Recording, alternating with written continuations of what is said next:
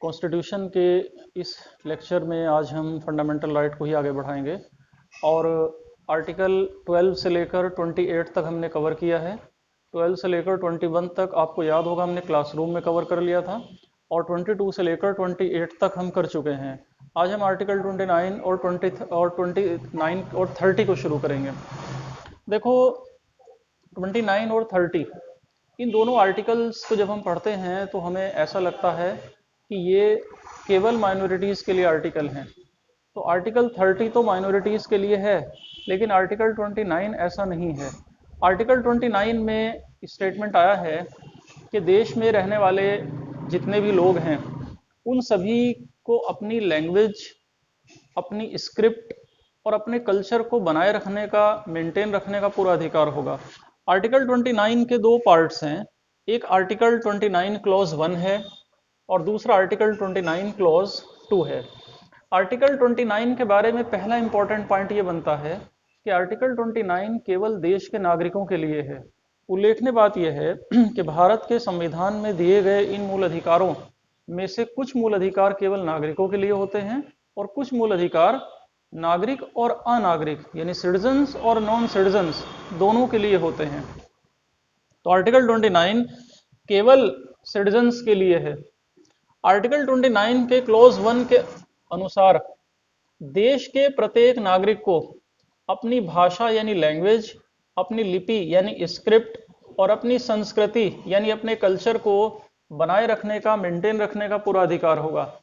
ये बात स्पेशली इस बैकग्राउंड में आई है क्योंकि देश में बहुत सारे ट्राइबल्स लोग, आदिवासी जनजातीय लोग भी रहते हैं, तो वो अपने कल्चर, अपनी लैंग्वेज और अपनी स्क्रिप्ट को बचा सकें, इसलिए आर्टिकल 29 क्लॉज 1 में ये सारे प्रावधान किए गए हैं। नेक्स्ट आर्टिकल 29 क्लॉज 2 ये कहता है कि जो स्टेट के पैसे से चलने वाली एजुकेशनल इंस्टीट्यूशंस हैं उनमें अगर एडमिशन देना होगा, स्टेट के फंड से चलने वाले जो एजुकेशनल इंस्टीट्यूशन हैं, कॉलेज हो या यूनिवर्सिटी हो, उसमें अगर किसी को एडमिशन देना होगा तो एडमिशन देने के नाम पर किसी को जाति, धर्म, भाषा वगैरह के आधार पर भेदभाव नहीं होगा। तो 29 क्लॉज 2 कहता है कि धर्म यानी रिलीजन, मूल वंश यानी रेस, जाति यानी कास्ट और भाषा यानी लैंग्वेज, इसके आधार पर किसी को एडमिशन देने से रोका नहीं जा सकता, एडमिशन से उसे वंचित नहीं किया जा सकता। तो ये आर्टिकल 29(2) का क्लॉज है। तो आर्टिकल 29 क्लॉज 1 हमने पढ़ लिया और आर्टिकल 29 क्लॉज 2 हमने पढ़ लिया। तो आर्टिकल 29 क्लॉज 1 सभी के लिए है, चाहे वो माइनॉरिटी हैं चाहे वो मेजॉरिटी हैं। तो ये पॉइंट हमने क्लियर किया कि 29 केवल अल्पसंख्यकों के लिए नहीं है, बल्कि बहुसंख्यक और अल्पसंख्यक दोनों के लिए है, कोई भी हो। क्वेश्चन अच्छा यहाँ ये भी उठ जाता है कि अल्पसंख्यक कहते किसे हैं। तो आर्टिकल 30 की शुरुआत करने से पहले हम ये जान लेंगे कि अल्पसंख्यक कौन है। देखो जो माइनॉरिटीज हैं, दो तरह की माइनॉरिटी की बात आती है। एक धार्मिक अल्पसंख्यक यानी रिलीजन के बेस पर जो माइनॉरिटी हैं, और दूसरे भाषाई अल्पसंख्यक यानी लैंग्वेज के बेस पर जो माइनॉरिटी हैं, यानी एक लिंग्विस्टिक माइनॉरिटी और दूसरी रिलीजियस माइनॉरिटी, इनकी बात आई है। तो संविधान में तो लिंग्विस्टिक माइनॉरिटी की बात आई है और रिलीजियस माइनॉरिटी का सीधा सीधा कहीं डिस्कशन नहीं है। आर्टिकल 30 क्लॉज 1 में है, लेकिन उस तरह विस्तार से नहीं है। तो संविधान के भीतर जो रिलीजियस माइनॉरिटी हैं, जो धार्मिक अल्पसंख्यक हैं, उनको कहीं डिफाइन नहीं किया गया है। मेरा कहने का आशय यह है कि जो धार्मिक अल्पसंख्यक हैं उन्हें पूरे संविधान में कहीं भी परिभाषित उनको नहीं किया गया। बस ऐसा मान लिया गया जुडिशियल इंटरप्रिटेशन से या अदालत के द्वारा, न्यायालय के द्वारा समय समय पर दी गई व्याख्याओं से कि उन धार्मिक समुदायों को देश में अल्पसंख्यक माना जाएगा जिनकी जनसंख्या, जिनकी पॉपुलेशन कुल जनसंख्या के 50% से कम है। तो इस पैमाने पर अगर हम देखें तो जो रिलीजियस माइनॉरिटीज हैं देश में, सबसे बड़ा जो धार्मिक अल्पसंख्यक समुदाय है वो है मुस्लिम्स, मुसलमानों के बाद Christians, then Sikh, then Jains, Buddhist और पारसी। तो 6 समुदाय देश में धार्मिक अल्पसंख्यक समुदाय हैं। अब आइए हम आर्टिकल 30 क्लॉज 1 को समझने की कोशिश करेंगे। आर्टिकल 30 में पहला इंपॉर्टेंट बात यह है कि जिस तरह आर्टिकल 29 केवल सिटीजन्स के लिए था, लेकिन आर्टिकल 30 सिटीजन्स और नॉन सिटीजन्स दोनों के लिए है। आर्टिकल 30 का क्लॉज 1 ये कहता है कि देश में जितनी भी माइनॉरिटीज हैं, यानी दो टाइप की माइनॉरिटीज हैं, एक धर्म के आधार पर माइनॉरिटी, दूसरी भाषा के आधार पर माइनॉरिटी। तो इन दोनों टाइप की माइनॉरिटी को अपनी मनपसंद शिक्षण संस्थाएं बनाने का और चलाने का पूरा अधिकार होगा। यानी अपनी मनपसंद, अपनी चॉइस के एजुकेशनल बॉडीज ये बना सकती हैं, ये अल्पसंख्यक, और चला भी सकते हैं। ये कहता है आर्टिकल 30 क्लॉज 1। अभी संदर्भ में एक प्रमुख केस है Saint Xavier College Ahmedabad versus Gujarat. इसमें न्यायालय ने ये बोला कि किसी भी माइनॉरिटी एजुकेशनल इंस्टीट्यूट को, किसी भी अल्पसंख्यक शिक्षण संस्था को अपने मनपसंद मैनेजमेंट कमेटी के गठन का अधिकार है, शिक्षा का क्या मीडियम होगा इसे रखने का अधिकार है, और पॉलिसी कैसी रखेंगे वो अपने उस इंस्टीट्यूशन में उस पॉलिसी को मेंटेन रखने का और उस पॉलिसी को फ्रेम करने का, फॉर्मेशन का भी पूरा राइट है। ये Saint Xavier College Ahmedabad versus Gujarat state में बात आई। तो Saint Xavier College versus Gujarat state वाला जो केस है किससे रिलेट कर गया? आर्टिकल 30 से, या और गहराई में जाए तो 30 क्लॉज 1 से।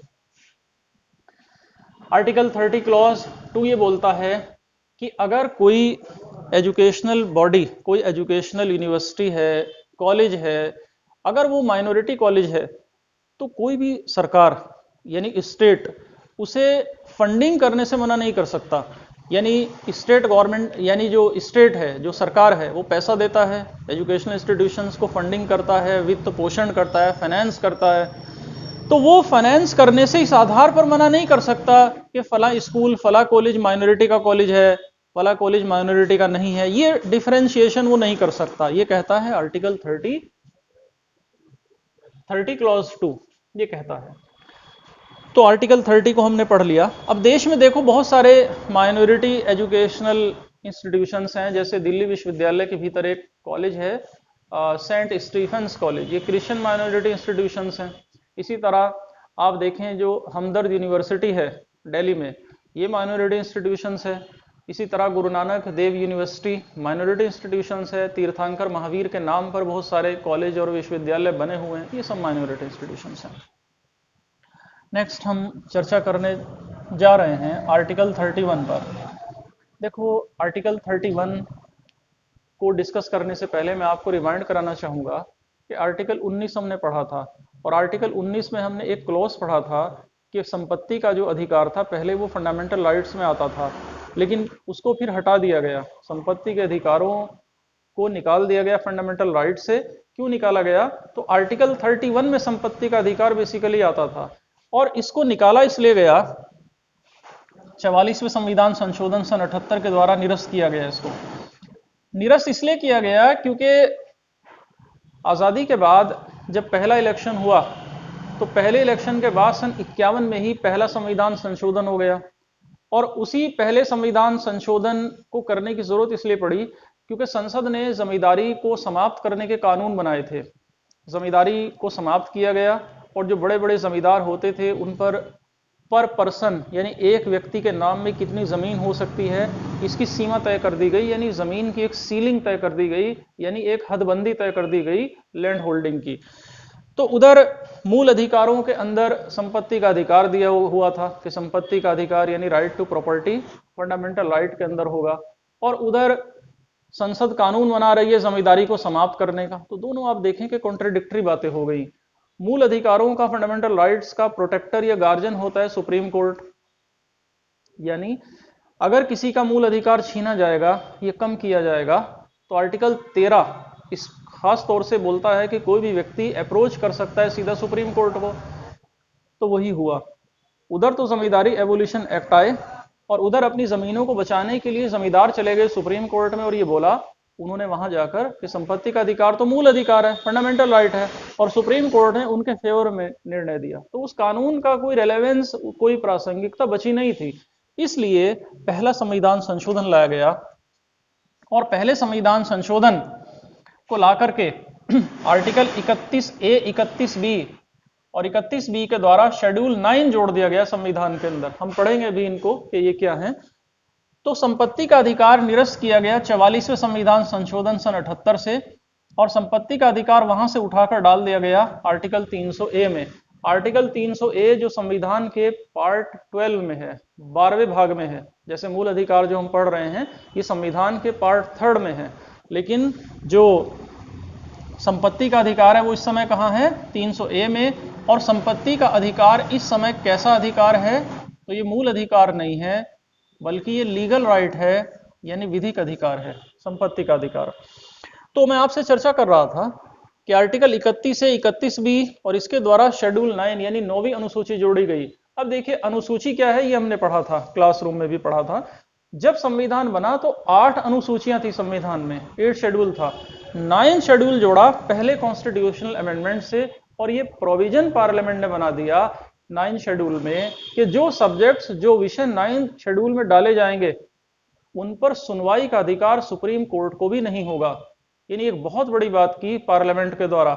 हालांकि ये उस समय प्रावधान था। अगर आज कोई मुझसे क्वेश्चन पूछे या कोई आपसे क्वेश्चन पूछे कि ये बताइए कि क्या 9 शेड्यूल में जो विषय डाले गए हैं क्या सुप्रीम कोर्ट उन पर सुनवाई नहीं कर सकता, तो मेरा आंसर या आपका आंसर ये होना चाहिए कि निश्चित तौर से सुप्रीम कोर्ट कर सकता है। लेकिन जब ये कॉन्स्टिट्यूशनल अमेंडमेंट आया, 31B आया और उससे फिर 9 शेड्यूल आया, तब ये प्रोविजन नहीं था। लेकिन आज ये प्रोविजन है। तो आज प्रोविजन क्या है? सुप्रीम कोर्ट ये कह चुका है कि 9 शेड्यूल जो है, 9 शेड्यूल में जो विषय डाले जाएंगे हम उनकी भी रिव्यू कर सकते हैं, हम उनका भी पुनर्विलोकन कर सकते हैं। तो आज तो प्रोविजन ये है, लेकिन उस समय जब डाला गया तो यही था। तो पहले कॉन्स्टिट्यूशनल अमेंडमेंट सन 51 द्वारा इनको जोड़ा गया। 31A को जोड़ने का उद्देश्य क्या था? संविधान में लाने का उद्देश्य क्या था? वही था जो भी हमने डिस्कस किया कि जमींदारी को समाप्त करने के लिए जो कानून लाए गए थे उनको अदालत में चुनौती दी जा रही थी, उन्हें चैलेंज किया जा रहा था, लोग सुप्रीम कोर्ट को अप्रोच कर रहे थे, तो उस बात को बचाना 31A का पर्पस था। 31B का सीधा संबंध 9 शेड्यूल से है, जिसके बारे में हमने अभी विस्तार से चर्चा किया। और 9 शेड्यूल के अनुसार इसमें कहा गया है कि 9 शेड्यूल में जो शामिल सब्जेक्ट्स हैं उन्हें इस बेस पर चैलेंज नहीं किया जा सकता कि उनसे फंडामेंटल राइट वायलेट हो रहा है या फंडामेंटल राइट को कम किया जा रहा है, बढ़ाया जा रहा है। तो कहने का अर्थ ये हुआ कि 9 शेड्यूल में किसी चीज को डालकर, किसी विषय को डालकर सुप्रीम कोर्ट के दायरे से उसे बाहर कर दिया गया। यानी 9 शेड्यूल एक ऐसा प्रोटेक्शन, एक ऐसा आवरण हो गया कि अगर किसी विषय को उसमें डाल दिया तो फिर सुप्रीम कोर्ट उसे टच नहीं कर सकता। एक ऐसा आवरण बना दिया 9 शेड्यूल को। हालांकि बाद में सुप्रीम कोर्ट ने अपने जजमेंट में 70s में बोला कि जी नहीं, हम 9 शेड्यूल को भी टच करेंगे, जो भी बातें आप डालेंगे 9 शेड्यूल में हम उनका भी रिव्यू करेंगे। और सुप्रीम कोर्ट उसी अपनी स्थिति पर आज भी कायम है, आज भी उस पर टिका हुआ है। तो वो वाली अब इंटरप्रिटेशन तो 9 शेड्यूल की रह नहीं गई है। जिस समय 9 शेड्यूल लाया गया था 1951 में, उस समय 64 सब्जेक्ट इसमें हुआ करते थे, यानी 64 ऐसे मुद्दे, ऐसे मामले, ऐसे विषय इसमें डाल दिए गए थे जिन पर सुनवाई का अधिकार सुप्रीम कोर्ट से छीन लिया गया था। प्रेजेंटली अगर 9 शेड्यूल में देखें तो 9 शेड्यूल में 284 के लगभग अधिनियम है, बातें हैं, विषय हैं, एक्ट्स हैं। तो 31 और 31B इस तरह हमने समझा। 31C जो है इसे बाद में लाया गया। 31C को लाया गया 25th कॉन्स्टिट्यूशनल अमेंडमेंट 1971 के द्वारा, 25वें संविधान संशोधन सन 71 के द्वारा। और इसमें जो नीति निर्देशक तत्व हैं DPSP, जिन्हें हम इस चैप्टर को खत्म करने के बाद पढ़ेंगे, ये चैप्टर हमारा पार्ट 3 फंडामेंटल राइट चल रहा है, इसके बाद पार्ट 4 में आएगा DPSP यानी नीति निर्देशक तत्व जो आयरलैंड से लिए गए हैं, जो डायरेक्शंस हैं। तो आर्टिकल 31C लाया गया 25th कॉन्स्टिट्यूशनल अमेंडमेंट 71 के द्वारा।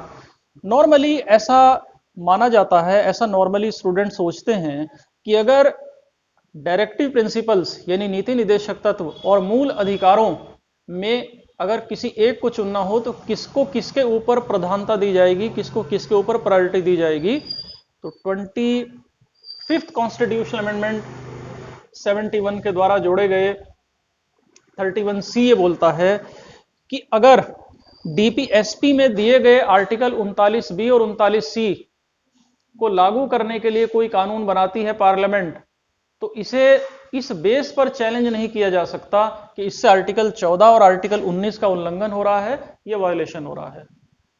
मैं फिर रिपीट करता हूं, 39B और C का संबंध नीति निदेशक तत्वों से है। 39B और C को विस्तार से तो हम तभी पढ़ेंगे जब हमारा डीपीएसपी आएगा। इन शॉर्ट में आपको बता देता हूं, 39B और C ये बोलते हैं कि संपत्ति जो है, प्रॉपर्टी जो है, किसी एक आदमी के हाथों में सेंट्रलाइज्ड नहीं हो सकती, संकेंद्रित नहीं हो सकती। स्टेट यानी सरकार ऐसी कोशिश करेगी, राज्य ऐसी कोशिश करेगा।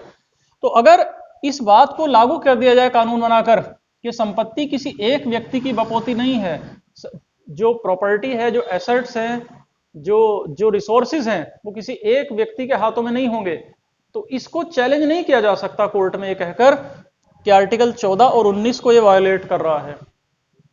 यानी अगर किसी की संपत्ति छीनकर बांट दिया जाएगा सब में, तो सरकार ऐसा कानून अगर लाती है, कल्पना हम कर सकते हैं, तो इसे चैलेंज नहीं कर सकते। तो मोटे तौर पर इससे बात निकल कर आती है कि अगर डीपीएसपी और फंडामेंटल राइट्स में टकराव होगा तो प्रायोरिटी दी जाएगी डीपीएसपी को, नीति निदेशक तत्व को। ये बात स्थापित की, ये बात स्टैब्लिश्ड की 31C ने, जिसे जोड़ा गया 25वें संविधान संशोधन 1971 द्वारा। इसी संदर्भ में एक फेमस केस है Waman Rao versus Union of India का।